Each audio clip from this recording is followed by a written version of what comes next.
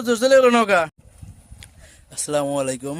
আজ ঘুরতে আসে আমরা নদীর পাড়ে নরসিংদী ইউনিয়নের মধ্যে, এবং সাথে সাথে আমাদের মধ্যে উপর থেকে একটি ঘাসের গাড়ি আসলো। এরা না, পরিবেশটা কেমন? আমি ভাবতেছি ঘোড়ার কি পাওয়ার এই খালের মধ্যে চলে এলো, তাই না? আমরা তিনজন যাদের ঠেলতে হবে, পারে আসতো। রানার একটা প্রশ্ন, যে ঘোড়ার কি পাওয়ার দেখছেন?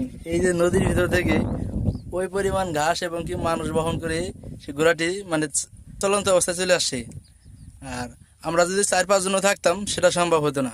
পদ্মার পাড়ে মানুষগুলো প্রতিনিয়তই প্রকৃতির সাথে যুদ্ধ করে যাচ্ছে। বর্ষাকাল আসলেই মনে হচ্ছে তাদের প্রকৃতির সাথে এক যুদ্ধ সংগ্রাম চালিয়ে যেতে হয়। নদীর পানি চারিদিকে থই থই করছে, তবুও যেন হার মানছে না তাদের জীবন যুদ্ধে এক সংগ্রাম। এভাবেই কাটছে তাদের জীবন এবং তারা তাদের ফসলটি তুলে নিয়ে ঘরে ফিরছে।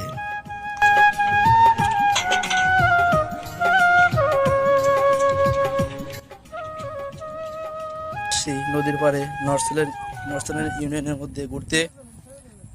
ও হুজুর চলে গেল নৌকা। একটা নৌকা পেয়ে, নৌকাটা হলো ফ্রি এখানকার জন্য, মানে যে ওপার যাবে আবার ওপার থেকে একজন এপার আসলে মানে সেই ভাবে মাঝিহীন নৌকা না হুজুর? ওই হুজুরে ছাড়ি দিয়ে দি স্যার। হুজুর আইলেন তো, আশা করবেন তো। দীর্ঘ অভিজ্ঞতা আমার, দেখ না কেমনে চালাই। বলতে যাক যাক একদিক নাকি হুজুর? এরকম একটা পরিবেশে একদিক গেলেই হইলো নাকি?